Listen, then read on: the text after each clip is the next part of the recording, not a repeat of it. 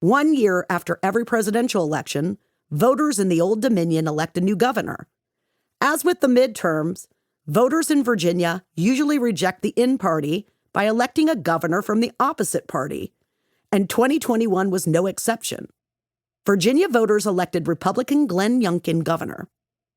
Without a strategy designed specifically to disrupt the midterm effect, 2022 is gonna be the fucking red wedding for Democrats, I warned.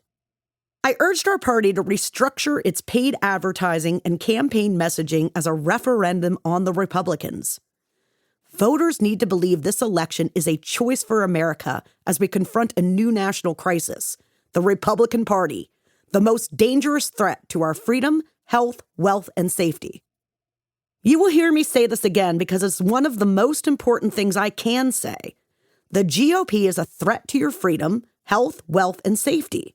If they gain control of the federal government, they plan on passing a national abortion ban, gutting Medicare, destroying Obamacare, raising taxes on working families, and stealing a lifetime of your Social Security money.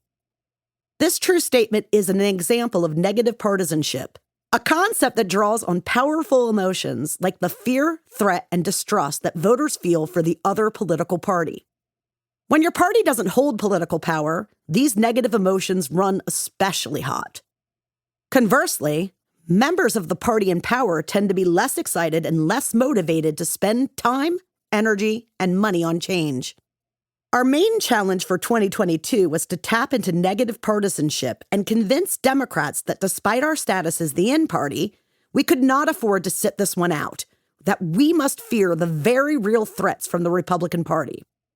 We didn't exaggerate or hyperbolize anything, by the way.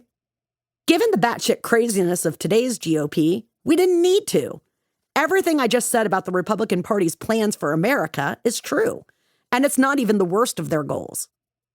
I knew we had to make sure voters everywhere heard about and talked about how extreme modern Republicans have become. Every day, the news cycle spent time on Republican corruption, insurrection, or the extreme agenda of MAGA wackadoos was a day that disrupted the midterm effect and helped Democrats in 2022. Democrats also got a little organic help. The tightly organized, televised January 6 committee hearings reminded voters over and over that today's Republican Party is willing to resort to violence, lies, and disorder to overturn the will of American voters. Then we learned that the former president took boxes of our highly classified state secrets to his unsecured resort in Florida and hid them from the FBI. But the real game changer happened on May 2nd, 2022. That evening, Politico published a leaked draft of the Supreme Court's Dobbs v. Jackson Women's Health Organization decision. The Republican-appointed conservative Supreme Court was about to overturn Roe v. Wade. News of the decision, decades in the making, tore across the country in a matter of minutes.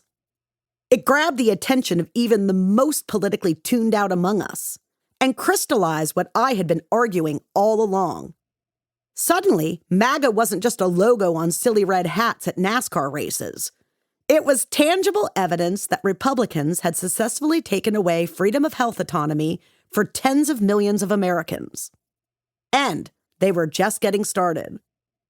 The evisceration of that fundamental right, which American women had claimed for half a century, went from an abstract threat to a concrete reality in a single moment. It was exactly what I, and other folks loosely working on team reform inside the Democratic Party, had argued must be the central message of 2022. Republicanism itself is a national crisis. I saw two different campaign strategies play out among Democratic candidates across the country in 2022. The first strategy followed the rules of our old playbook.